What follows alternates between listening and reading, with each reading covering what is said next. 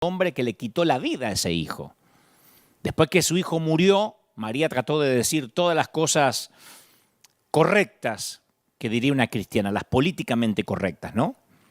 Y en el juicio declaró que era una líder, que era servidora de la iglesia y que por eso perdonaba al asesino de su hijo. Y lo dijo con sinceridad, pero con el paso del tiempo resultó claro que ella no lograba perdonar al asesino. El día a día sin su hijo se hizo cuesta arriba, la amargura y el resentimiento la empezaron a carcomer como un cáncer, y la iglesia a la que iba no la ayudó gran cosa. Después de la muerte de su hijo le dijeron que la muerte se debía a que María no había orado lo suficiente por el muchacho, que no lo había reclamado para Cristo. Así que abandonó esa iglesia del algo habrás hecho. Pero no pudo abandonar su dolor. Los amigos le decían que siguiera avanzando, que dejara atrás el pasado, que supere el trauma y que se siga congregando, por lo menos en otra iglesia.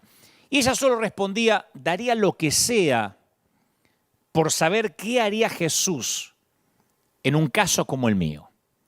Ella necesitaba ver a Jesús con ojos nuevos, no con los lentes de la religión o con los lentes del algo habrás hecho. Yo lo he dicho en cada uno de estos domingos que Jesús es el personaje más conocido de la historia. Lucas, el evangelista, registra cuidadosamente el comienzo del ministerio de Jesús según el calendario romano. Y llama mucho la atención porque Lucas dice, en el año 15 del reinado de Tiberio César, Poncio Pilato gobernaba la provincia de Judea, cuando Herodes era tetrarca en Galilea y su hermano Felipe en Iturea y Traconite y Lisanias en Abilene. Y uno dice, ¿qué es todo ese trabalengua? Bueno, así se manejaba el calendario antes de Jesús respecto a los gobernantes o a quienes estaban en el poder. Uno nacía en el tiempo de que fulano estaba en el trono de acá, mengano en el trono de más allá. Pero a partir de Jesús, cada vez que miramos un calendario, cada vez que miramos un celular o le ponemos fecha a un cheque, recordamos que esa vida increíblemente breve de 33 años llegó a ser la línea divisoria de la historia. Y los famosos suelen tratar de preservar su legado haciendo que otros lleven su nombre, los hijos, los nietos. De hecho, la Biblia menciona varios personajes llamados Herodes, ¿no? Incluso Herodías, con la intención de recordarnos a Herodes el Grande. Pero el día después de la muerte de Jesús, nadie se le ocurrió ponerle Jesús a un recién nacido dentro de ese diminuto círculo de los que conocían su identidad. Sin embargo, hoy en día, el nombre Nerón se usa, si acaso, para perros, o para algún casino, o para alguna pizzería, pero los nombres que están inscritos en el libro de Jesús viven para siempre. Cuando uno quiere realizar una evaluación rápida y básica de la salud mental de alguien, cuando algo tuvo un choque, un shock o una pérdida de memoria, siempre se procura establecer si la persona está orientada en estas tres dimensiones. Si sabe quién es, si sabe dónde está y si sabe cuándo nació. Y yo me acordaba esto porque a mí me pusieron el nombre de Dante Alighieri, un poeta italiano que escribió acerca del paraíso y el infierno en su famosa Divina Comedia. Vivo en una ciudad llamada Los Ángeles y nací 1968 años después de Jesús. Yo digo, ¿cómo puede ser que mi sentido de orientación dependa tanto de una sola vida? Tan solo en pensar en Jesús, yo ya tengo cómo me llamo, dónde nací y en qué año nací, o dónde vivo y en qué año nací. Con solo un nombre puedo orientarme. Es en el nombre de Jesús que los desesperados oran, los agradecidos adoran, los enfurecidos blasfeman, y de bautismos a bodas, pasando por las habitaciones de los enfermos y los funerales, es en el nombre de Jesús que las personas nacen, crecen, se reproducen y mueren. Incluso hasta en la muerte es difícil escapar a la influencia que ejerció Jesús. Por eso entiendo a esta mamá que dice, quisiera saber qué haría Jesús en mi lugar. A mí me asesinaron un hijo, ¿qué piensa Jesús? Y uno no puede obviar a Jesús ante cualquier disyuntiva de la vida. porque hasta en la muerte está la influencia de Jesús. La práctica de la sepultura en cementerio fue tomada de los seguidores de Jesús. La palabra cementerio procede de una palabra griega que significa lugar para dormir, que expresa la esperanza de la resurrección. Entonces, cuando se coloca una lápida, contiene la fecha de nacimiento y la fecha de deceso separadas por un guión. De modo que la extensión de esa vida humana se mide por los años que la separan del año en que nació Jesús. O sea, en muchos casos, inclusive si no se puede costear una lápida, se marca la tumba con una cruz. Otro recordatorio de la muerte de Jesús. Pero más allá de lo que logró hacer o dejar de hacer con su existencia, la muerte no acabó con la influencia que ejerció Jesús. Y de muchas maneras le dio inicio.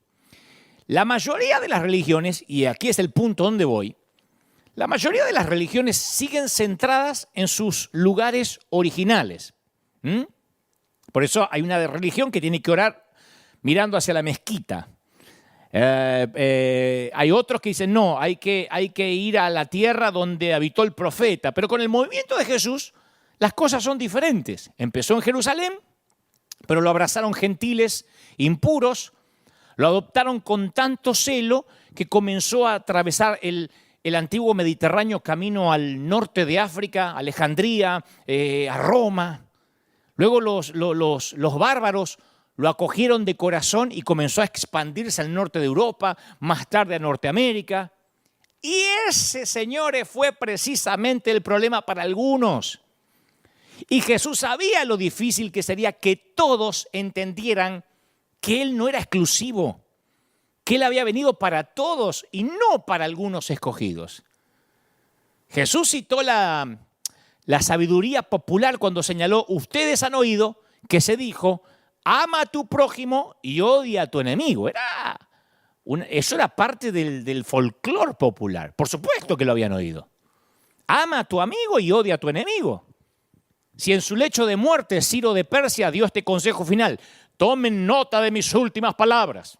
Si hacen bien a sus amigos, es que también serán capaces de castigar a sus enemigos como se merece. El perdón, tal como lo conocemos, no existía en la Grecia y en la Roma antigua. Entonces, en cambio, Jesús declaró, yo os digo, amen a sus enemigos y oren por quienes los persiguen para que sean hijos de su Padre que está en el cielo. El que hace que salga el sol sobre malos y sobre buenos. ¿Se acuerdan?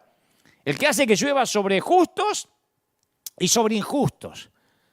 El problema era, y como sigue siendo hasta hoy, que la cólera, el dolor, la amargura, el resentimiento constituyen una fuerza gigantesca y nadie flota por encima de ellos. Se nos llama a amar a la persona arrepentida que nos hace daño y que viene y nos dice perdón. Pero también se nos llama a amar a la persona no arrepentida que no nos pide perdón. Y Jesús sigue. Dice, si ustedes aman solamente a quienes los aman, ¿qué recompensa van a tener? ¿Acaso no hacen eso hasta los recaudadores de impuestos? Y si saludan a los hermanos solamente, ¿qué más hacen ustedes? ¿Acaso no hacen esto los gentiles? Y aquí a veces se nos escapa este detalle que Jesús habla de saludar. ¿Qué es lo más humilde, lo más insignificante de todas las conductas humanas? ¿O no? Cuando uno saluda a alguien, está reconociendo su existencia y recibiéndolo como cortesía en su mundo. En nuestros días, ¿cómo se dice? Hola. En otros países, ¿qué tal? ¿Qué haces? ¿Qué tal? Hola. Es una palabra. Pero en los días de Jesús el saludo era Shalom Aleká. Shalom Aleká, que quiere decir la paz sea contigo. O sea, no basta con no matar a alguien. Jesús enseña que debemos saludar, orar, pedir y esperar Shalom Aleká, la integridad y la paz de Dios para nuestros enemigos. Pero hasta ahí era teoría, era enseñanza. Che, este Jesús nos dice que hay que amar a los enemigos. Hasta ahí era casi una filosofía nueva. Un día Jesús, fiel a su estilo, ¡pum!, deja caer una bomba. Que no era una teoría, una bomba. Al principio de su ministerio las cosas andaban bien. Y él había traído una multitud tan grande que tuvo que enseñar desde una embarcación en el medio del lago para que todos puedan oír. Pero una noche le dijo a los discípulos, esa misma noche, le dijo, pasemos al otro lado. Y a nosotros se nos escapa el detalle. El otro lado era Decápolis. Decápolis estaba llena de todo lo que Israel no representaba. Escucha, los judíos consideraban, así decía mi papá, los judíos consideraban el otro lado como el lugar que vivía Satanás. Del otro lado vivían los inconversos, los de la falsa doctrina, los falsos profetas, los ateos. Del otro lado escuchaban música secular, tenían tele secular, radio secular, internet secular, ropa secular. Eran los apóstatas. Del otro lado, señores, vivían los otros. Y esa fue la bomba. Del otro lado vivían los otros. Jesús no estaba hablando simplemente de geografía. El otro lado del lago era la región de Decápolis, las 10 ciudades. Y eso era gran parte del territorio enemigo. Sus habitantes eran paganos. Y había una tradición rabínica en cuanto al otro lado en los días de Jesús. Se decía que Decápolis, o sea, el otro lado donde vivían los otros, era donde se habían establecido las 7 naciones de Canaán. Estaba llena de templos paganos. En algunos de ellos todavía se realizan excavaciones en la actualidad. Se destacaba por una exaltación de la violencia, por los excesos sexuales, la codicia, que era todo lo que Israel no representaba. Es más, del otro lado, escuchen, el cerdo, el animal más impuro para Israel, se consideraba sagrado y se lo usaba para la adoración, se adoraba al cerdo. Los judíos consideraban el otro lado como el lugar en el que vivía literalmente el diablo, ahí estaba Satanás. Era oscuro, era perverso, era secular, era opresivo, era demoníaco. Estaban juntando firmas para que el otro lado no existiera más. Nadie iba al otro lado, y menos un rabino. Y en las escrituras hebreas, Dios había prometido expulsar de la tierra prometida a los cananeos, a los hititas, heveos, fereceos, gergeseos, amorreos y jebuseos. Faltan las suegraseos, pero estos eran los 7 nada más. Se los conocía como las 7 naciones de Canaán y se los nombraba de ese modo incluso en los tiempos de Jesús. Pablo mencionó que Dios había derrocado a las 7 naciones de Canaán y les había dado su territorio como herencia a su pueblo. Encima de Decápolis era también centro del poder romano en tiempo de Jesús. Era un búnker romano, había una legión de 6.000 soldados romanos. Era un búnker del gobierno opresor genocida. El símbolo de una legión romana, ¿sabes lo que era? La cabeza de un jabalí, o sea, un cerdo salvaje. No sé cómo lo mirara. Era el peor lugar para ir. Uno dice, era como ir a Las Vegas. No, Las Vegas era como ir a, ¿qué te puedo decir? A Disneylandia. Este era un sitio horrible del otro lado. Y Jesús de manera casual sugirió un día, muchachos, pasemos al otro lado. Fue el primer crossover de la historia. Viste que se usa mucho un crossover en la música, cuando alguien sale de una disciplina y se mete en otra, cuando alguien dice me quiero meter en aquel mundo que es nuevo para mí, voy a hacer un crossover, voy a cruzar. ¿Qué estaba haciendo? ¿No sabía Jesús que el reino es para nuestro lado? Era como si no supiera que del otro lado viven los otros. Como si pensara que ese era su lado. ¿Qué hace este Jesús? Como si creyera que ambos lados le pertenecían. O lo que es peor, que él mismo pertenecía a ambos lados. Como si dijera que todos los pueblos de la tierra ahora iban a ser bendecidos por él. ¡Está loco! Incluso las 7 naciones de Canaán, pasemos al otro lado, dijo Jesús. Vayamos a ver a los otros. Y los discípulos no se alegraron Pero fueron, ¿qué otra les quedaba? Que iban a hacer una huelga. Había que poner cara de hipócrita y cruzar con Jesús para encontrarse con los otros. Estarían pensando, espero que no nos obliga a que los saludemos a esa gentuza. Tuvieron que poner cara de hipócrita y yo pensaba mucho esta semana, meditaba que el movimiento al que Jesús dio origen produjo muchos hipócritas. Dado que hay unos 2.000 millones de cristianos en el mundo, tal vez el cristianismo haya generado más hipócritas que cualquier otro movimiento en la historia, ¿no? Porque creo que la hipocresía religiosa es una de las grandes barreras que se interponen a la fe para cualquier persona que sea medianamente pensante o que esté un poquito por encima de la media intelectual. Cualquiera te dice, ¿por qué hacerse cristiano cuando la iglesia está repleta de hipócritas que a pesar de estar rotos o quebrados aparentan que son perfectos? La hipocresía es como una enfermedad cardíaca espiritual universal. Tapa las arterias de la gracia. La palabra hipócrita viene de una palabra griega que comúnmente se asociaba con el teatro griego. Los hipócritas eran los actores de un escenario.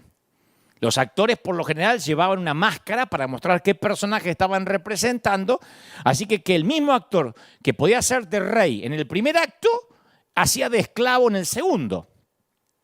Por extensión, la palabra llegó a referirse a personas que simulaban un papel, que representaban una actuación.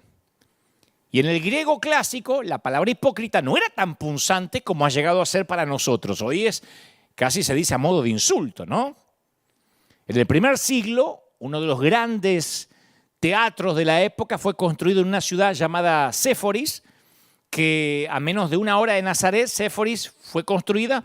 Así que no dudo que hay buenas posibilidades de que José y su pequeño hijo aprendiz Jesús hubieran trabajado en proyectos de carpintería, de construcción de edificios en Séforis, porque quedaba muy cerca de donde vivía Jesús y sus padres.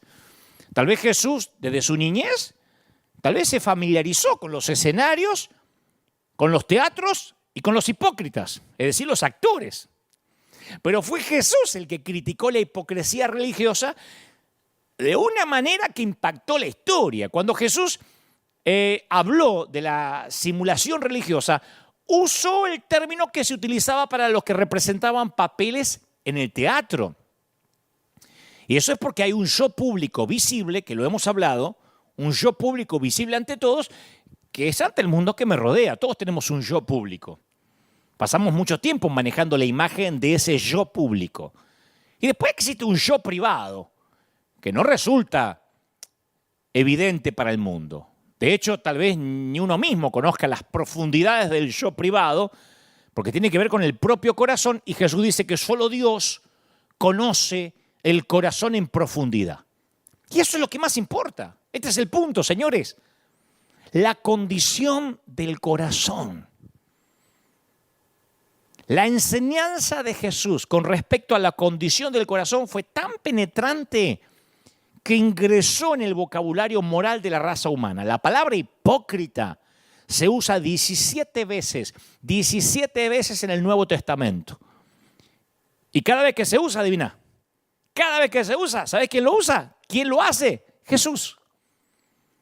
Sabemos de muy pocas palabras que son tan singularmente suyas. Viste que a una persona se las conoce por los gestos, por las palabras, hacen memes a veces con las frases de algunos que suelen ser monotemáticos o repetitivos. Bueno, Jesús repetía la palabra hipócrita, por lo menos 17 veces. Y los registros literarios muestran claramente que solo Jesús fue el que introdujo ese término, hipocresía, en el registro moral del mundo occidental. O sea que lo que sucede en el corazón, que es invisible y solo Dios puede conocer, es lo que hace tan patente lo horrible de la hipocresía. La simulación, el fingimiento, la actuación en el ámbito público. Eso es lo que hace tan repugnante el fingimiento, que Jesús, que Dios conoce los corazones. Es como tener la visión de rayos X que se alegaba que tenía Superman, que podía ver debajo de la ropa. Entonces, como Dios ve nuestro corazón, es casi inaudito que finjamos en una iglesia, por ejemplo. El sermón más viral, más revolucionario de Jesús, si tuvo un título, se tituló ¡Ay de ustedes! Eso es un título. Yo, viste que soy más sencillo, pongo los otros. El Señor titulaba ¡Ay de ustedes! Jesús declaró que Dios no tolera la hipocresía. Claro, esta enseñanza está predicada y desató una revolución en el mundo antiguo. Y Jesús dirigió gran parte de su enseñanza referida a la hipocresía, a los eruditos conocidos como fariseos. En nuestros días la palabra fariseo casi se ha vuelto una caricatura, pero en aquel tiempo los fariseos eran los dirigentes espirituales más admirados de sus días. Y en otras palabras, Jesús estaba hablando acerca de una condición, la hipocresía, que está a un pelito de distancia de cualquiera que se toma en serio la fe de Dios. O sea que a los fariseos, que eran los más respetados religiosos o santos de la época, les habló de hipocresía. Porque Jesús sabía que esa condición se infiltraría en cualquier movimiento de fe, incluyendo el suyo propio. Y a mí me fascina, porque algunos dicen, para los que siempre están diciendo Jesús no hablaría así, Jesús no sería así, que siempre se imaginan su Jesús pusilánime de Hollywood, o peor, el que trajeron de Brasil. Cuando Jesús predicaba, cuando les predicaba a los estudiosos, a los religiosos, decía, ¡ay de ustedes, maestros de la ley, fariseos, hipócritas! Les cierran a los demás el reino de los cielos y ni entran ustedes, ni dejan entrar a los que intentan hacerlo. ¡Ay de ustedes, maestros de la ley, fariseos, hipócritas! Recorren tierra y mar para ganar un solo miembro, un solo adepto. Y cuando lo logran, lo hacen 2 veces más merecedor del infierno que ustedes. ¡Ay de ustedes, guías ciegos! ¡Ay de ustedes, maestros de la ley, fariseos, hipócritas! Dan el diezmo de sus especias, pero descuidan los asuntos más importantes de la ley, tales como la justicia, la misericordia, la fidelidad. ¡Ay de ustedes, maestros de la ley, fariseos, hipócritas! Actores, limpian el exterior del vaso y del plato, pero por dentro están llenos de robo y de desenfreno. ¡Ay de ustedes, maestros de la ley, fariseos, hipócritas, que son sepulcros pintados por fuera! ¡Ay de ustedes, maestros de la ley, fariseos, hipócritas, serpientes, camada de víboras! ¿Cómo van a escapar de la condenación del infierno? ¡Oh! Como alguien que predica hace 30 años de fe, yo quedo pasmado ante la valentía de Jesús. Porque esto es homólogo a predicar esto en una convención de pastores. Está toda la pastoral de la ciudad y el mensaje se llama ¡ay de ustedes! Que se vuelven locos para ganar un miembro y cuando lo encuentran lo hacen merecedor del infierno. Yo no creo que le levantaran una ofrenda de amor al siervo, ¿eh? No puedo imaginarme la tensión que produjo. Cuando escucho este mensaje, cuando leo cómo predicó, digo, con razón se ganó enemigos. Y me impacta el hecho que él usara las advertencias más fuertes,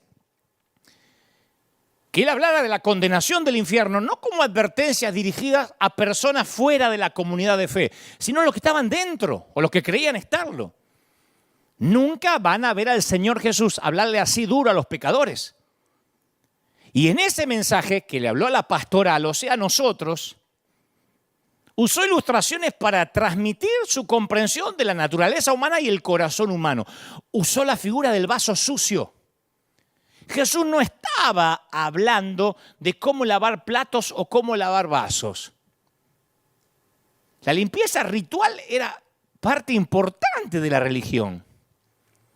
La Mishnah, que son las enseñanzas acerca justamente de cómo guardar la ley, hacía todo lo posible empezando para purificarse, empezando con todos los utensilios, tienen una parte de adentro y una parte de afuera. Jesús estaba utilizando ese ritual bien conocido para los judíos para señalar un significado más profundo. Todas las personas tienen una parte interna y una parte externa, un yo interno y un yo externo. Y lo que más le interesa a Dios, ¿sabes qué es? El interior de las personas. Por eso es ridículo decir que las mujeres u hombres que se visten de tal o cual manera deben ser puros y tienen la sana doctrina, porque el interior sucio del vaso es la condición caída. La parte externa lavada es lo que caracteriza la hipocresía. Llenos de veneno, pero lavados por fuera. Y el Señor sigue. ¿Por qué alguien quiere pintar, blanquear un sepulcro? ¿Por qué uno quisiera blanquear un sepulcro? Yo te voy a decir por qué. Para hacer que la gente piense que adentro hay vida y no muerte. Para eso se pinta un sepulcro. Para disimular que es un sepulcro. Para que la gente se olvide o crea que ahí no hay un muerto. Que crean que hay alguien que está vivo, alguien que respira. Además dan un diezmo de sus especias, un diminuto aspecto de las vidas financieras para convencer a todos los fieles que son. Mirá, hasta de las cosas chiquititas diezmo yo. Y eran vasos sucios. Estaban diciendo, yo te engaño para que pienses que soy mejor de lo que soy. Es lo que solemos hacer. Escondo mi bronca por vos detrás de una sonrisa amable. Que Dios te bendiga. Pretendo ayudarte cuando en realidad espero que fracases. Así es la gente, hay gente que suele escribir en las redes, ¿no? Con todo respeto. Y después arrojan su diarrea verbal. O arrojan su veneno condenatorio y terminan diciendo, pero que Dios lo bendiga. Y viste que escriben, no solo a mí, a un montón de hombres de Dios, arrepiéntete, apóstata, vas a arder en el infierno. Y después ponen, seguiré orando por usted. Claro, me muestro cariñoso, pero por dentro estoy lleno de crítica y de egoísmo. Hasta puedo incluso convencerme yo mismo de que soy consagrado, que estoy lleno de amor, que soy amable. Puedo ser hipócrita sin saberlo. Debido al énfasis que Jesús pone en cuanto al corazón, la bondad no empieza con la conducta apropiada, empieza con una apertura a la verdad descarnada. El Señor dijo, si se mantienen fieles a mis enseñanzas, serán realmente mis discípulos, conocerán la verdad. ¿Y qué va a ser la verdad? ¿Qué nos va a hacer? Libres. Pero primero que hay que conocer, la verdad. La verdad nos va a hacer libres. ¡Aleluya! Todo el mundo dice amén con eso. Pero la verdad a lo mejor te da un shock de sinceridad brutal, de sincericidio espiritual. Decía una película, Cuestión de Honor, creo que era Jack Nicholson, le decía a Tom Cruise, tú no estás preparado para la verdad. Y la pregunta es, ¿estamos preparados para la verdad? Vamos a hacer un experimento mental. Imagínate que vas a buscar tu automóvil después que te han hecho una alineación, ¿no? Que te alinearon las ruedas. Y le dijiste al mecánico, hacerle una revisión general. Cuando vas, el mecánico te dice, mire, el auto está en excelente forma, se ve que usted tiene una gran capacidad como para cuidar bien de su auto, no hay que hacerle nada, y te vas feliz. Ese mismo día te fallan los frenos, casi te llevas puesto un peatón que cruzó en bicicleta y descubrís que el líquido de freno se acabó. Podías haber muerto o matado a alguien y terminar preso. Entonces regresás al mecánico y le decís, pero escúcheme, ¿por qué no me dijo que faltaba líquido de freno? Y el mecánico te dice, bueno, yo no quería que usted se sintiera mal, amargarlo con que le faltaba líquido. Yo sé que tenía que ser franco, pero si soy franco, a lo mejor se iba a enojar conmigo. Yo quiero que este sea un lugar que la gente se sienta segura, querida, aceptada. Yo estoy seguro que te enojaría y le diría, yo no vine para que usted me empodere el ego. Cuando se trata de mi auto, yo quiero la verdad. Salí de ahí enojado y te vas a hacer un examen físico. Y el médico te dice, usted es un espécimen físico. Tiene el cuerpo de un Adonis, de un atleta olímpico. Parece un argentino. Merece que se lo felicite, che. Y más tarde, ese mismo día, al subir las escaleras te falla el corazón. Y descubrí que las arterias están tapadas, que tuviste a un segundo de toparte con la muerte.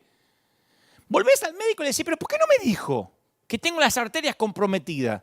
Dice, bueno, yo sé que su cuerpo está en peor forma que una morcilla, pero si le digo a la gente esas cosas, se ofenden y no quieren venir más, es mal negocio.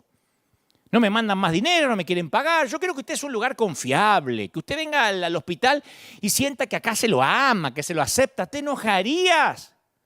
¿Qué le dirías al médico? Cuando se trata de mi cuerpo, quiero la verdad. Y la verdad a veces no es buena, o por lo menos no suena bien. Y Jesús comenzó a introducir el poder de la verdad en el ámbito de la religión. La religión funcionaba como este mecánico y como este médico. La verdad siempre espanta a clientes que no la quieren saber. Y a mí me resulta irónico que tal vez ninguna otra religión haya producido tantos hipócritas como el cristianismo. Y me resulta muy doloroso que hay mucha hipocresía también en mí. Yo soy el principal hipócrita, si yo también pertenezco al cristianismo. No es que yo estoy hablando de afuera como que yo soy un musulmán que critico a los cristianos. Yo también. Pero ¿sabés qué me reconforta? Que nadie jamás haya diagnosticado y denunciado la hipocresía con más poder que el fundador del cristianismo y que sin embargo nadie jamás le haya ofrecido a esos mismos hipócritas tanta esperanza. Por eso que sigo predicando.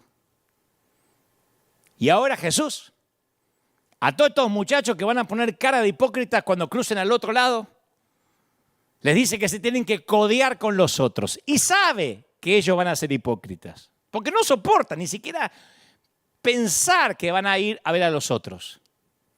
Y la Biblia narra que cuando llegaron las grandes multitudes a los que los discípulos estaban acostumbrados, brillaban por la ausencia. Fracasó el ministerio de Jesús del otro lado. Porque el único comité de bienvenida estaba compuesto por un solo individuo, poseído por demonios, loco, atormentado, que vivía en los sepulcros y se mutilaba a sí mismo. Estaba tan trastornado que habían tenido que expulsarlo de su propia comunidad. Y cayó de rodillas ante Jesús. La mayoría conoce la historia. Dijo, ¿qué tienes conmigo? En el nombre de Dios no me atormentes. Y Jesús le preguntó al espíritu malo, ¿cómo te llamas?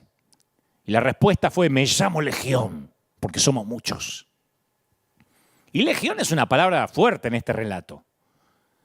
Porque había una legión de soldados extranjeros que vivían ahí del otro lado. Y esa palabra era un recordatorio de que había enemigos por todas partes, no solo dentro del loco, sino que había legión literalmente de soldados del gobierno de facto alrededor. Y los espíritus pidieron que los enviara a los cerdos, que se terminaron después suicidando en un despeñadero. Y la respuesta de la gente fue fascinante, porque dice la Biblia que los que cuidaban los puercos corrieron e informaron la liberación del hombre. Y los otros vinieron para ver qué había sucedido. Vieron al hombre lunático vestido en sus cabales y los otros no respondieron a este milagro como en Galilea, como en Jerusalén. No empezaron a traer a Jesús a sus niños enfermos ni a sus amigos lisiados. Le suplicaron que se fuera. ¿Por qué? Porque él tenía poder, pero no era uno de ellos. Era alguien con poder que pertenecía al otro lado. Y ellos tenían muy claro que eran los otros. Y a lo mejor podría usar su poder para hacerles daño. Y Jesús, como no se queda donde no lo invitan, aceptó y se fue. Y el hombre que había estado poseído por el demonio le rogó que le dejara ir con él. Y Jesús, que hasta ese momento le había estado diciendo todo, síganme, síganme, a este le dijo no. Andá y contá tu experiencia. Imagínate cómo se sentiría el hombre mientras la barca se alejaba de él. Pero hizo lo que Jesús le pidió. Le contó a la gente de Decápolis todo lo que Jesús había hecho por él. Y toda la gente se quedó asombrada, dice las Escrituras. Y aquí viene el resto de la historia. Porque hasta ahí los evangelistas hemos usado nada más esa parte, ese fragmento, la liberación del loco, y se nos van algunos detalles de la historia que son extraordinarios. Jesús volvió a Decápolis poco tiempo después. Seguramente los discípulos hipócritas le habrán dicho, ¿para qué vamos a volver si fue un fracaso, un solo loco? Pero esta segunda vez que volvió a Decápolis, grandes multitudes vinieron a verlo. Y dice que lo siguieron por toda la región y donde oían que él estaba, le llevaban en camillas a los que tenían enfermedades, donde quiera que iba, pueblos, ciudades, caseríos de la Decápolis, traían los enfermos. Les suplicaban que les permitieran tocar siquiera el borde de su manto, y quienes los tocaban quedaban sanos. Hubo mucha gente que fue sana por tocar su manto, no solo la mujer que sufría de flujo. En otras palabras, las 7 naciones de Canaán alababan al Dios de Israel. En otras palabras, los otros estaban siendo convertidos. Y la primera vez que Jesús fue al otro lado no encontró a nadie, excepto un mísero y patético lunático. La segunda vez que fue, se produjo una de las reacciones más espectaculares del Nuevo Testamento. Si hay que buscar un avivamiento, un revival, está allí, en Decápolis. La gente resultó más receptiva hacia Jesús que en cualquier otro lugar que él hubiese ido. Los otros resultaron ser mejores cristianos que nosotros. Habían oído que este Jesús se preocupaba por la gente, que él estaba del lado de ellos. El tema de que Jesús ama a los otros sigue subyacente bajo la superficie porque es parte de lo que podríamos llamar un duelo entre los dos relatos de la alimentación de las multitudes. No te pierdas esto, que es maravilloso. A mí se me voló la cabeza cuando lo descubrí. Hay un duelo de alimentación de multitudes. En Marcos 6, Jesús le da de comer a una multitud sobre la orilla del lago que le pertenecía a Israel, o sea, a nosotros. Y sobraron 12 cestas, 12 canastas de comida. Y uno piensa que a lo mejor es una simbología de las 12 tribus de Israel. Porque no sobraron 11, ni 10, ni 9, ni 13, 12. Como todo lo que Jesús hace tiene cierta economía creativa, yo le llamo economía creativa, es que no tenemos 3 pulmones por las dudas, 2 corazones por si te falla uno. Dios te da lo que te da y te dice, cuídalo. Si sobraron 12 cestas y no 13 y no 14, por algo sobraron, algo significaba. Y hay 12 tribus de Israel. A mí se me hace que era un simbolismo de que Dios se preocupa por su pueblo. Pero en Marcos 8, Jesús le da de comer a una multitud del otro lado. Va a los otros. Y acá sobraron 7 canastas de alimentos. 7, no 12. Y yo digo, ¿por qué la variación? ¿Sobró menos porque ese día Jesús oró menos? A mí me parece, es una especulación, pero me parece como que Jesús estuviera diciendo, hay buenas noticias para las 12 tribus, pero también hay buenas noticias para las 7 naciones de Canaán del otro lado. 7 canastas sobraron. 12 tribus de este lado, 7 naciones de aquel. En realidad, a mí no me importa mucho. El Señor estaba diciendo, yo las amo a todas. Son buenas noticias para este lado y son buenas noticias para el otro lado. Son buenas noticias para nosotros y son buenas noticias para los otros. La pregunta es, ¿de qué lado estás? ¿De qué lado estoy? Por eso siento que este mensaje es para los que siempre se sintieron los otros en la iglesia. Dios me mostraba mucha gente que por años se congregó y nunca dejó o nunca dejaron de hacerlo sentir como que era parte de los otros. Porque a lo mejor no te integrabas a la célula, porque a lo mejor no seguías la doctrina, te vestías diferente, porque estabas divorciándote, porque venías divorciado, porque no sé, porque eras mamá soltera, porque eras gay, no tengo la menor idea, porque luchabas con un pecado oculto, pero yo dirijo mi mensaje hoy a mucha gente que por muchos años se sintió parte de los otros. ¿Viste esa gente rara que dice, yo no encajaba en la iglesia? No estoy hablando de pecadores, inconversos, porque en todo caso todos somos pecadores, salvados por gracia. No estoy hablando de la gente rara porque tenía triple vida, estoy hablando de la gente que nunca encajó, que hay muchísima. Me escriben en las redes y me lo están diciendo ahora frente a la pantalla. Sí, yo fui de esa gente rara, que siempre tuve mi cuota de dudas, que yo no encajaba, los otros. A esos otros, va dirigido este mensaje, a los que pensaban que las 12 cestas llenas siempre iban a ser de este lado y que no había 7 canastas para allá. Pero Jesús ama acá y ama allá, está acá y cruza. El Señor ama a estos que se consideran enteros y ama a los otros que se consideran rotos. La enseñanza de amar a los enemigos tal vez sea la enseñanza más conocida de Jesús y la que más se transgrede. Porque siempre los seres humanos solemos colocarnos en alguno de los dos lados, o de este lado o de aquel. O soy nosotros o soy los otros. O somos nosotros o somos los otros. Pero siempre estamos de un lado. Y tendemos a dividir la raza humana en nosotros y ellos. Y sucede por razones religiosas, pero también puede suceder por una cuestión de etnia, de cultura, de idioma. No, es que esos son hispanos, son argentinos, es que son colombianos. ¿Y qué podés esperar de un argentino? ¿Y qué podés esperar de un boliviano? ¿Qué querés si este es gringo? Nosotros solemos discriminar a los otros por muchas razones. Si este es bautista, ¿qué podés esperar de un pentecostal? ¿Y qué podés esperar de un reformado? Si este es católico. Una vez escuché a un predicador contar que existe un arbusto de flores llamado hortensia, y si la plantás en Estados Unidos, la hortensia da flores rosadas. Si la plantás en Brasil o en Argentina, produce flores azules. Si la plantás en Ecuador, produce flores rojas, pero nunca la hortensia va a producir espinas o cardos, porque esas características no están en su ADN. Y del mismo modo, cuando se planta una iglesia y se la deja sin el control de la tradición, sin interferencias denominacionales, produce un producto vivo que puede mostrar diferencias culturales, pero tiene el mismo fruto básico.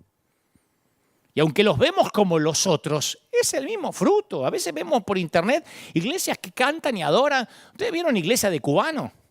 A mí me fascinan porque donde hay cubano hay candela. Yo he estado en Miami, en la iglesia de cubano, aleluya, que se me murió mi mujer, alabado a Dios. Desde que salieron de Cuba hay gozo y alegría y no pueden disfrutar los funerales pobres porque se viven riendo. Uno los mira y dice, pero qué libertinaje. No, es cultural. Somos diferentes. Ahora uno no puede decir, esos son espinas y cardos. Es el mismo fruto. Lo que cambia es el color de la flor. Sin embargo, dos de las palabras más poderosas que utiliza la raza humana son nosotros y ellos. Y si alguien está dentro de nuestro grupo de pertenencia, tendemos a magnificar las cualidades positivas y hacer la vista gorda si tiene algún defecto. Pero si alguien se encuentra fuera de nuestro grupo, buscamos lo malo y pasamos por alto si tiene algo bueno.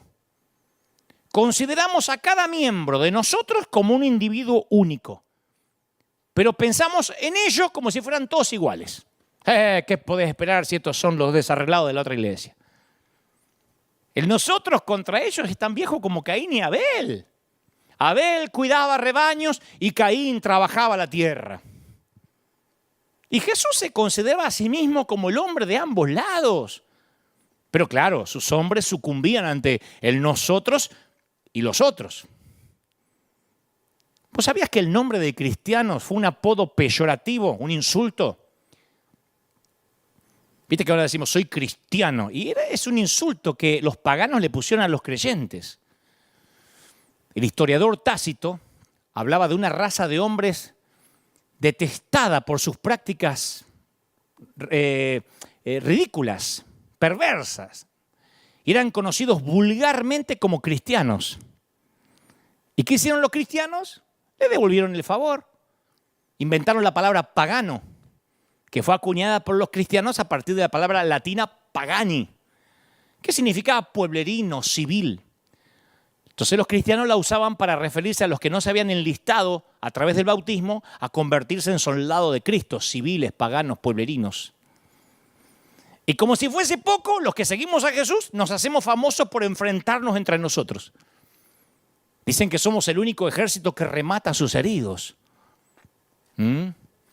O que cuando uno cae en desgracia, nos peleamos para ver quién lo avergüenza más rápido, quién lo expone más. A mí siempre me sorprende, me dediqué mucho tiempo a estudiar la vida de David, solo por una frase. De todos los hombres que engalanan la Biblia desde Génesis a Apocalipsis, siempre me llamó la atención de David. Solo por una frase que Dios dice respecto a él, que era un hombre conforme a su corazón. Porque es el mayor halago que un hombre, que una mujer se puede llevar. Que Dios te diga, tenés un corazón como el mío.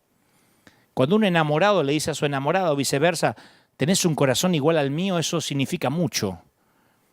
Y que Dios diga, tenés un corazón igual al mío, a mí me han hecho estudiar por qué alguien que fue adúltero, que fue asesino, que metió la pata, que mintió, Dios mantuvo, tiene el corazón como el mío. Una de las razones, solo tengo tiempo para una. Otro día hablaría de todas las razones por las cuales creo David se mereció este halago. Una de las razones es que David cubría a los suyos. En la derrota de los amonitas y los sirios en Primera de Crónicas 19 hay una gema escondida. Primera de Crónicas 19, después léelo con tranquilidad. Resulta que murió un rey que David conocía, de otra nación. Entonces David envía a alguno de sus hombres a darle condolencias al hijo del rey, al príncipe. Dice, vayan a darle las condolencias, vayan a consolarlo. Pero resulta que este hijo llamado Anún era medio desgraciado, era un desagradecido y mal pensado, nada que ver con el viejo que acababa de morir, y supuso que la comitiva que mandó David eran espías para atacarlo, en vez de gente que David de buen corazón mandó a dar condolencias. Y dice, no los envió David para reconocer e inspeccionar la ciudad y destruirla. No, nos envió a darle las condolencias. Entonces dice la Biblia que Anún tomó los siervos de David, les rapó la mitad de la barba y les cortó los vestidos por la mitad hasta las nalgas y los despidió. No te pierdas este detalle. Sin barbas y vestido hasta la mitad de las nalgas. Quita esa imagen mental de mis nalgas. Pero eso fue lo que ocurrió. Les cortó la barba por la mitad y los mantos para que se le viera la mitad de las nalgas. Una deshonra. Y cuando se le hizo saber esto a David, envió a encontrarlos porque ellos estaban en extremo avergonzados. ¿Y sabe lo que dijo David? Quédense en Jericó hasta que les vuelva a crecer la barba y después vuelvan. No hizo un videíto en YouTube burlándose de las nalgas de sus soldados. No escribió un blog hablando de las nalgas de ellos. No los cubrió, los protegió, no los avergonzó. Dijo, se quedan hasta que les vuelva a crecer la barba para que no pasen vergüenza. ¿Cómo no va a ser un hombre así conforme al corazón de Dios? Al igual que Sem y Jafet, que cubrieron a Noé, su padre, cuando borracho se desnudó. Importó más la reacción de ellos que la borrachera de Noé.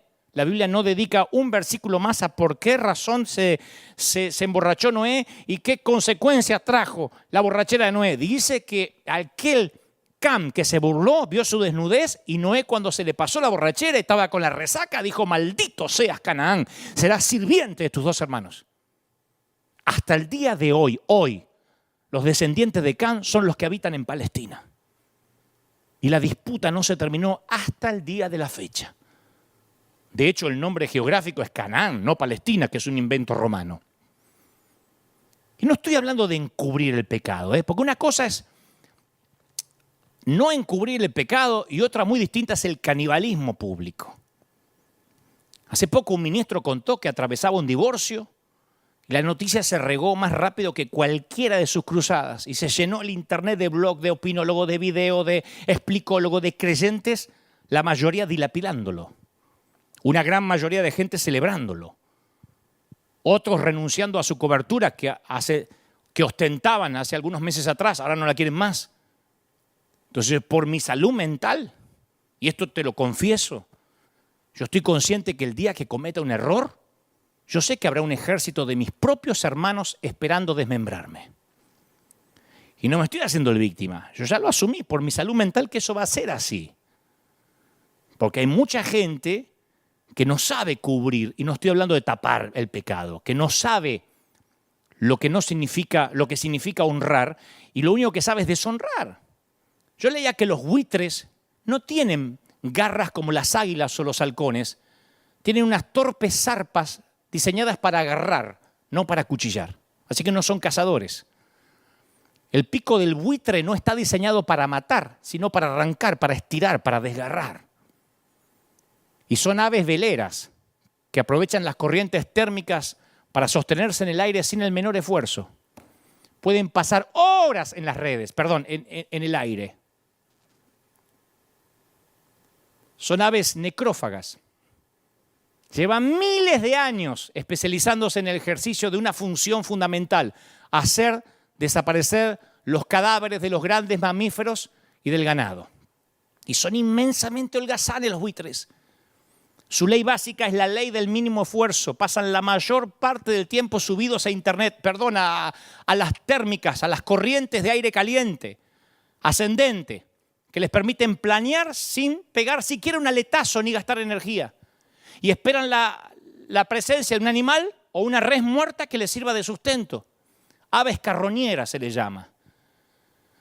Y en muchas ocasiones los buitres se aproximan a una oveja moribunda que todavía no murió y empiezan a alimentarse de ella antes de que muera. Le quitan los ojos. Dios nos libre de picotear el cadáver de un colega. O peor, empezar a desmembrar a alguien que todavía no murió, que apenas está herido. Y me río, porque yo sé que hay gente del otro lado que ha sido muy dañada y ahora está diciendo, sí, a mí me pasó y ahora, a la distancia, hasta te produce risa, porque el Señor te ayudó a superarlo. Pero si no fuera por el Señor, a lo mejor no contaba la historia. Un hombre caminaba por un puente cuando vio a una mujer sola. Esta historia me la aprendí hace muchos años cuando hacía un programa de radio. Hicimos radio durante casi 17 años. Y esta es una de las historias que me aprendí. Una mujer estaba sola caminando a la vera de un puente. Parece que le pesaba la soledad. Y un hombre la ve y piensa, a ver si esta se va a quitar la vida. Y corre para decir que Dios la amaba, ¿no? Y a ella se le llenan los ojos de lágrimas, como si ese hubiese sido una señal, esa hubiese sido una señal de Dios. Entonces el hombre dice, ¿eres cristiana, judía, atea o qué? Y ella dice, soy cristiana. Y él dice, yo también. ¡Qué mundo más pequeño! Y decime, o dígame, ¿evangélica o católica apostólica romana? No, evangélica. Yo también. ¿De qué denominación? Dígame. Pentecostal. Yo también. ¿Pentecostal del norte o pentecostal del sur? No. Pentecostal del norte. Yo también. ¿Pentecostal del norte conservador o pentecostal del norte liberal? No. Pentecostal del norte conservador. ¡Oh, es asombroso! Yo también. Dígame, ¿pentecostal del norte conservador fundamentalista o pentecostal del norte conservador reformado? No, pentecostal del norte conservador fundamentalista. ¡Asombroso! Yo también. Dígame, ¿pentecostal del norte conservador fundamentalista de la región de las Asambleas de Dios de Oberá Misiones o pentecostal del norte conservador fundamentalista de las Asambleas Cristianas de los Italianos? Y ella dijo, no, pentecostal del norte conservador fundamentalista de la región de las Asambleas de Dios de Oberá Misiones. ¡Milagro!, dijo él. Dígame, pentecostal del norte conservador fundamentalista de la región de las Asambleas de Dios de Oberá Misiones que usan la Reina Valera versión 1960 o pentecostal del norte conservador fundamentalista de la región de las Asambleas de Oberá Misiones que usan la Biblia versión NBI. Y ella dice, pentecostal del norte conservador fundamentalista de la región de las Asambleas de Dios de Oberá Misiones que usan la Biblia versión NBI. Y él le gritó, ¿segura? ¿Usan la NBI, no la Reina Valera 1960? Sí, segura. ¡Muérete, apóstata! Y la empujó sobre la baranda. O sea, no importaba todo lo que coincidía. Si había un solo detalle distinto al suyo, la transformaba en los otros.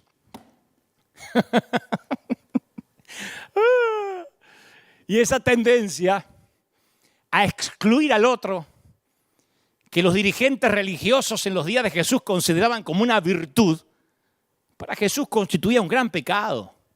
Y eso sorprendió a los discípulos. Un día camino a Jerusalén, Jesús quiso detenerse en una población samaritana, pero no lo recibieron bien, porque eran los otros. Y sus discípulos dijeron, ¿quieres que hagamos caer fuego del cielo para que los destruya? Fíjate vos los tipos. Pensaban que Jesús le iba a agradar esta propuesta, porque le habían hecho un desaire. Entonces dijeron, Jesús, vamos a adoptar una posición, vamos a estar del lado de Jesús, de tu lado, vamos a quemar a los otros. Los seguidores de Jesús pensamos de esta manera. Jesús se volvió y los reprendió. Estaba protegiendo a los samaritanos y regañando a sus seguidores. ¡Qué raro! ¡Qué extraño episodio! Si nosotros somos nosotros y ellos son los otros. De hecho, el Nuevo Testamento está lleno de extrañas narraciones acerca de samaritanos. Jesús entabló una amistad con cierta mujer samaritana que se había casado 5 veces y se convirtió en una gran evangelista en su nombre. Qué extraño, Jesús trata a los del otro lado como si fueran de nuestro lado.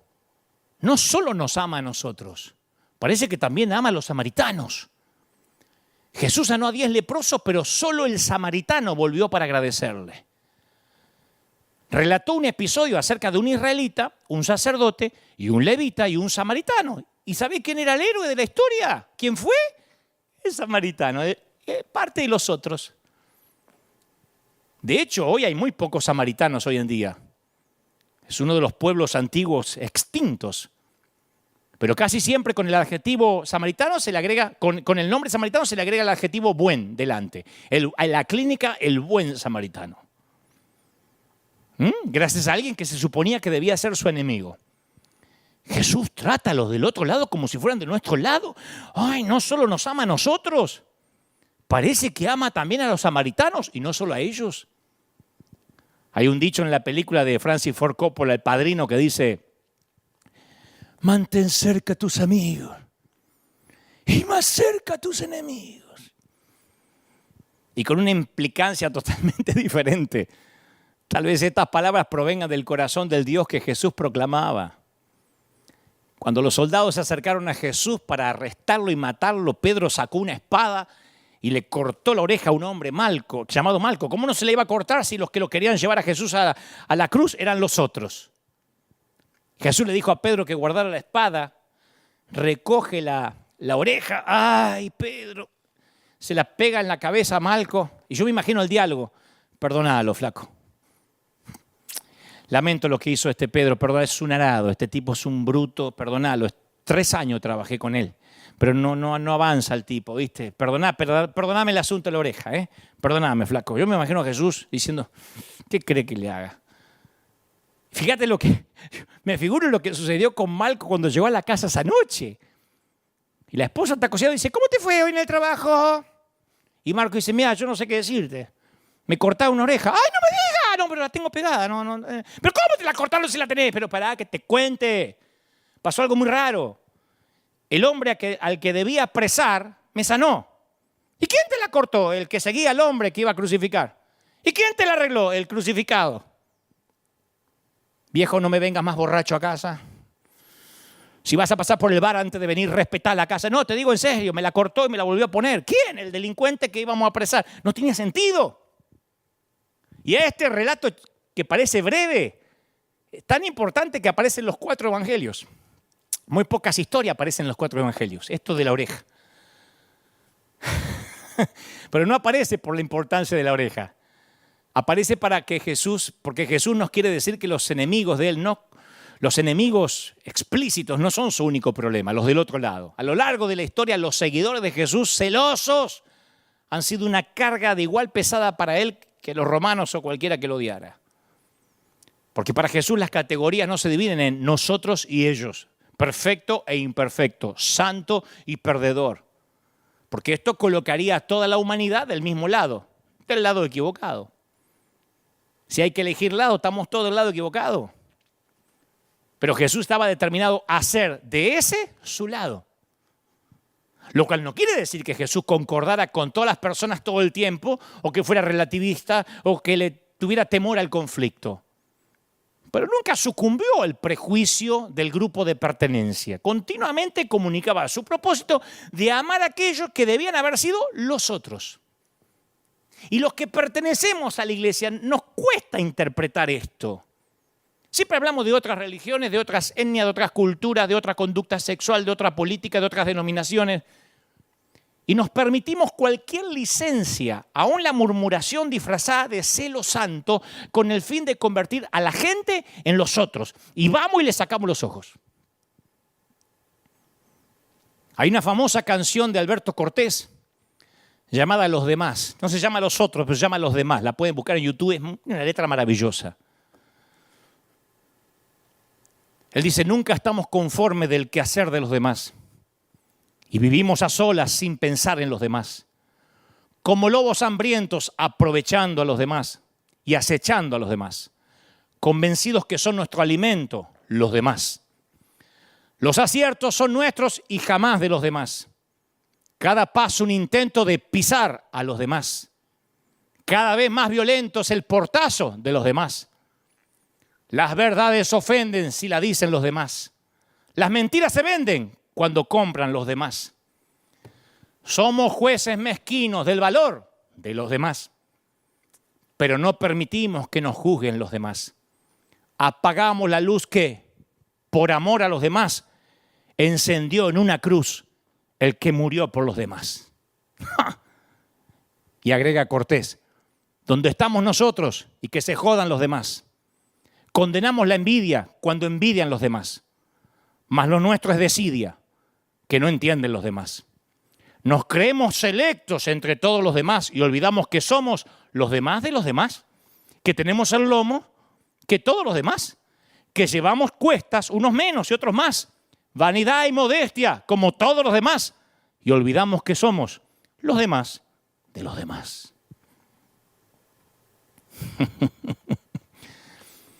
¿Cuántas veces por nuestros esfuerzos por ponernos del lado de Jesús han hecho que ridiculicemos a los del otro lado, ¿no? Y caricaturizamos a cualquiera que no tenga nuestra doctrina sin prestarles un oído equitativo en nombre del cristianismo. Y al hacerlo nos ponemos nosotros mismos contra aquel al que decimos respaldar. Porque nosotros vemos a ellos como los otros. Pero como dice la canción de Alberto Cortés, nunca nos olvidemos que somos los demás para los demás. Por eso ha hecho tan mal esa vaca sagrada de decir mi salvador personal. Porque algunos creen que salvador personal es yo compré la franquicia y la exclusividad. Está bien, no la tengo yo solo, tenemos la exclusividad los de la sana doctrina, este grupito de 20, de 30, ¿no? Pero volvamos a la experiencia de María y Omar, con el que empecé este mensaje.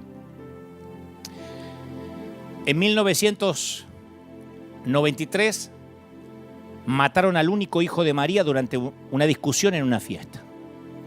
Omar, el muchacho que la lleva del brazo subiendo al stage de la iglesia, es el que le dio muerte a su hijo. Y ahora María y Omar viven en casas aledañas, una al lado de la otra.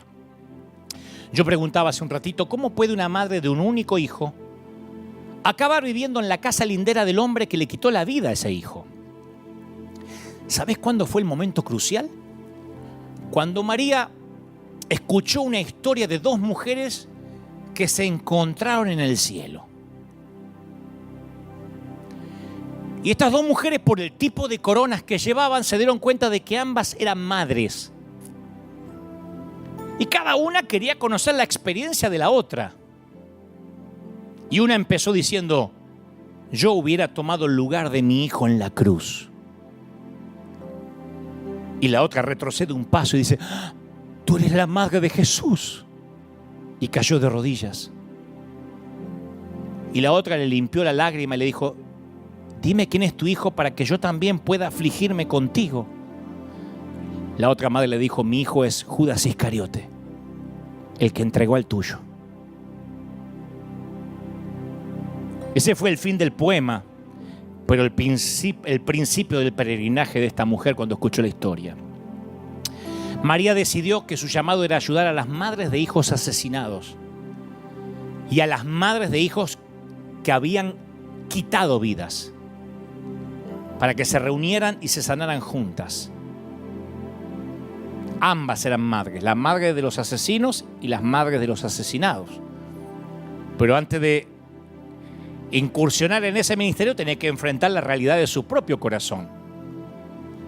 Después de 12 años decidió que para ser libre tenía que enfrentar el objeto de su dolor para ver si en realidad lo había perdonado. Así que fue a hablar con los funcionarios del programa legal del Departamento Correccional y le advirtieron, señora, no se va a encontrar con el muchacho de 16 años que mató a su hijo, ¿eh?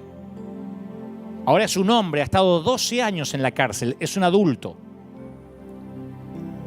Y la vida de la prisión lo moldeó, le cambió el carácter, ha estado ahí más de una década. Pero con todo ella insistió en que quería verlo. Los funcionarios fueron a hablar con Omar y a él no le interesaba el asunto. Dijo, ¿por qué tengo que ver a esa mujer? solo quiere culparme y hacerme daño. Porque claro, él no estaba listo todavía. María esperó 9 meses. Habló de vuelta con los oficiales y ellos volvieron a preguntarle a Omar. Y algo había estado trabajando en la mente de Omar y accedió. María cuenta que ella fue la que inició la primera conversación con Omar con un pensamiento quirúrgicamente cuidado, ¿no? Preparado. Le dijo: yo no te conozco, Omar, y tú no me conoces, aunque conocías a mi hijo. ¿Por qué no empezamos de ahí, a conocernos? Y la idea de que ella quería conocerlo antes de juzgarlo, de alguna manera calmó el espíritu del hombre. Y él decidió confiar en el proceso. Hablaron por horas. Cuando terminó la primera entrevista, Omar le preguntó a María si podía darle un abrazo y ella dijo que sí. Y cuando los brazos de él la estrecharon, se desató la inundación. Se echó a llorar ella.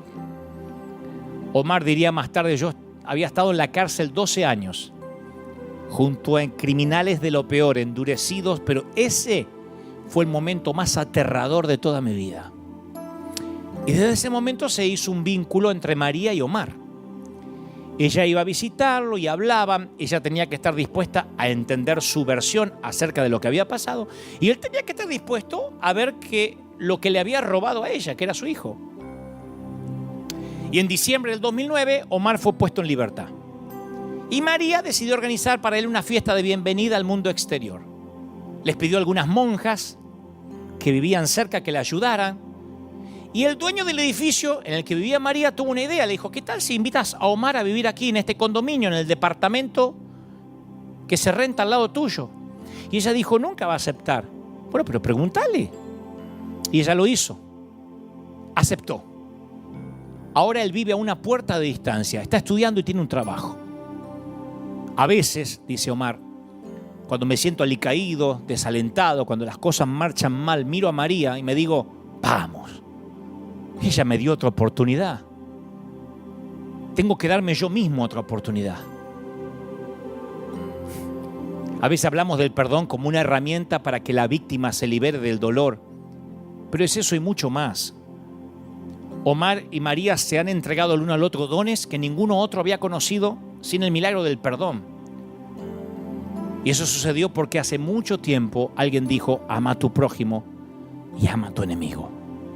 Por eso María, cuando dijo: me encantaría saber qué haría Jesús en mi lugar, descubrió: ama a tu prójimo y ama a tu enemigo. Y se encontró con la historia probable de que la madre de Jesús y la madre de Judas Iscariote tuvieron que encontrarse en el cielo.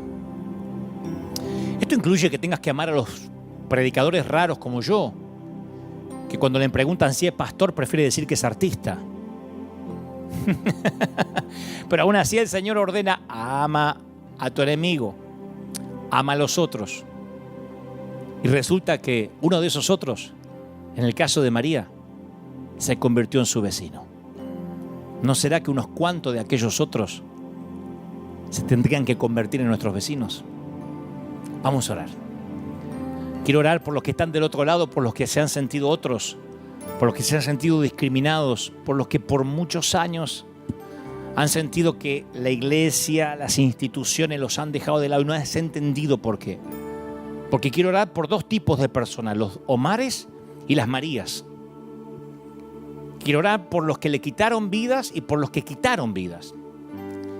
Quiero orar por los que sufrieron el infortunio de perder seres queridos, de perder cosas valiosas, y por los que quitaron vidas valiosas.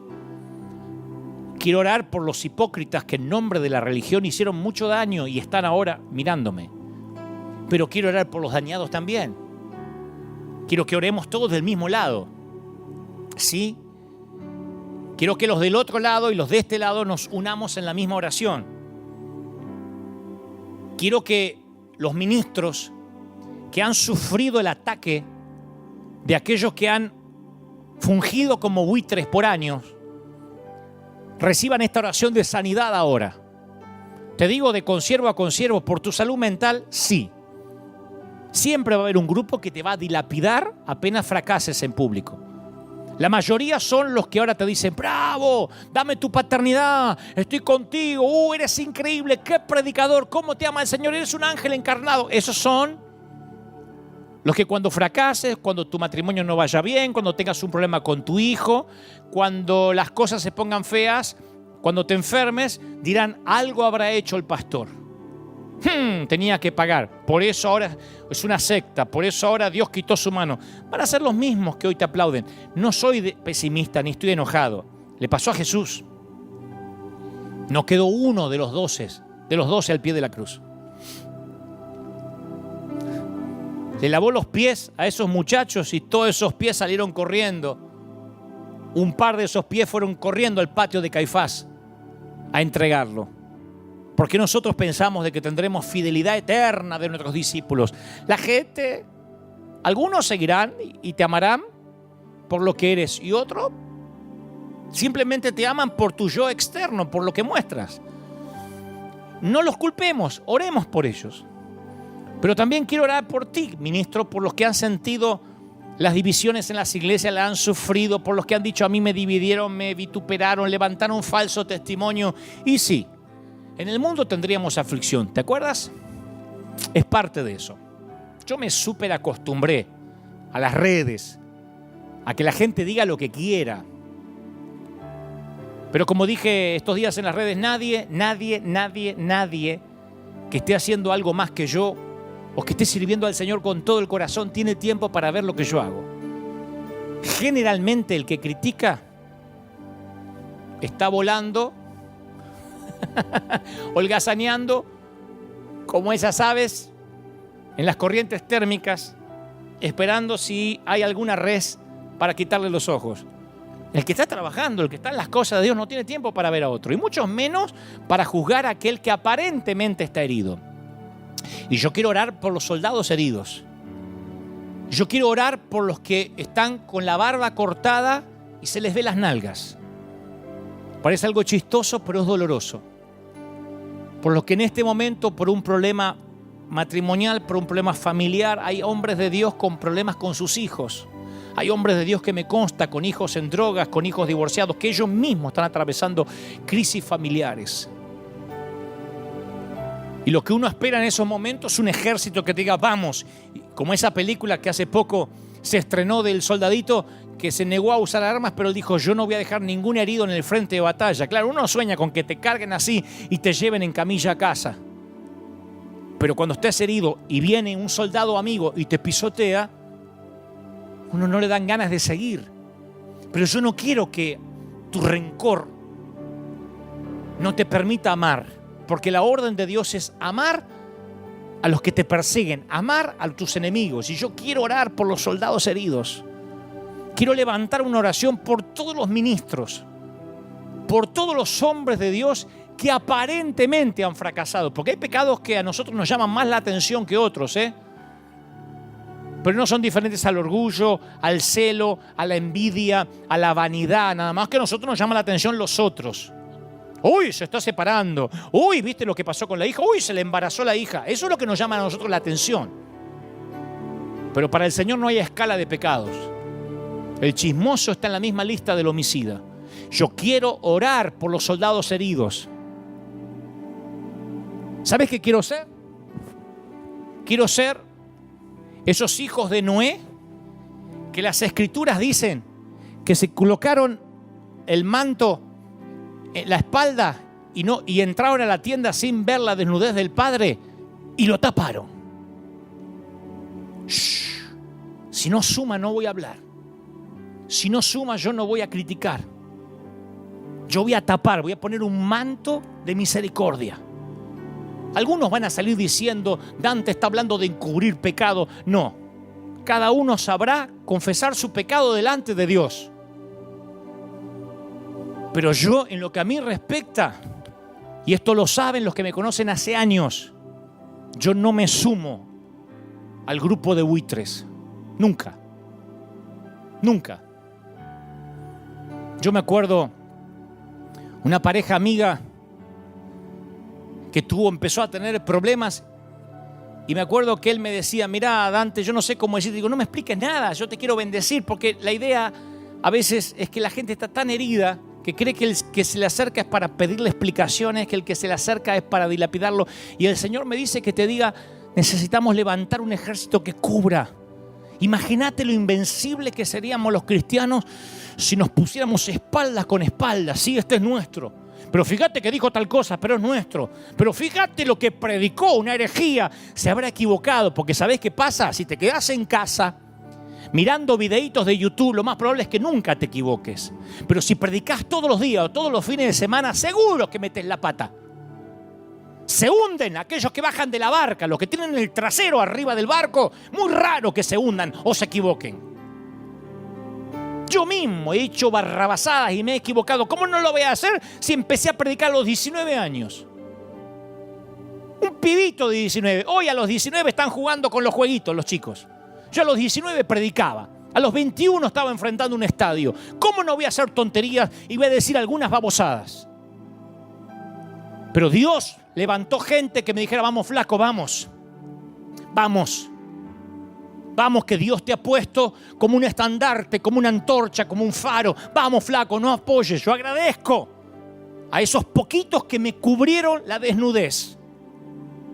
Que dijeron, es un payaso, pero lo vamos a ayudar. Y después están los otros. ¿Viste lo que hizo? ¿Viste? Tarde o temprano iba a caer. Hace 30 y tantos años que tengo detractores. ¿Cómo no los vamos a tener? Pero vamos a orar para que Dios te fortalezca, siervo. Vamos a orar para que Dios te fortalezca, evangelista, pastor, maestro. Vamos a orar para que Dios bendiga para aquellos que deciden cambiar. Que dice, yo he hecho mal, yo me he pasado en redes, en internet, hablando mal, o en casa de familia diciendo era un desahogo familiar. El Señor me dice que te diga, yo quiero cambiar tu corazón. Yo quiero que te arrepientas y que cambies tu corazón. Quiero que a partir de ahora entiendas que si María pudo perdonar a Omar y su enemigo puede ser su vecino de ahí para abajo, de que te asesinen un hijo para abajo, todo se puede perdonar. Los otros son los hijos del Señor. Nosotros somos los hijos del Señor y para los otros, nosotros somos los otros. ¿Se entiende? Los demás, dijo Alberto Cortés, siempre somos los demás de los demás. No nos olvidemos. Vamos a orar por todos. Vamos a orar por bautistas pentecostales, vamos a orar por los católicos, vamos a orar por los ateos, vamos a orar por los judíos mesiánicos y por los judíos que no son mesiánicos. Vamos a levantar un altar de oración para que esta pandemia haya servido de algo, para unirnos, para decir, Señor, nos unimos y más que nunca cubrimos la desnudez, cubrimos a aquellos que están heridos, los llevamos a casa. Yo siempre le digo a mi iglesia y suelo repetirlo, se supone que soy tu pastor y estamos juntos en esto, no dejaré a nadie atrás, ni vivo o muerto. Vivo, muertos o heridos, regresaremos juntos a casa. Es mi compromiso como pastor. Soy el primero en poner un pie en el territorio hostil y el último en quitarlo de ahí. Si metes la pata, como le digo a mis hijos, si metes la pata, al primer lugar que tienes que correr es a papá. No te ocultes de mí. Apenas hagas lo peor, corre y vamos a buscar la solución. Eso dice el Señor. Corre, hijo pródigo, corre a los pies del Señor. Vamos a orar. Padre, yo siento la presencia del Señor como muy pocas veces. Siento que hay sanidad. Siento que el Señor dice, yo haré que crezca tu barba. Yo haré que tus nalgas se tapen. Yo no voy a permitir que mis hijos se avergüencen. Estoy orando por aquellos que han creído que deben pasar por un tiempo de vergüenza. Porque el legalismo les dijo, tienes que avergonzarte en público. El legalismo, el fariseísmo le dijo, tienes que pagar lo que hiciste.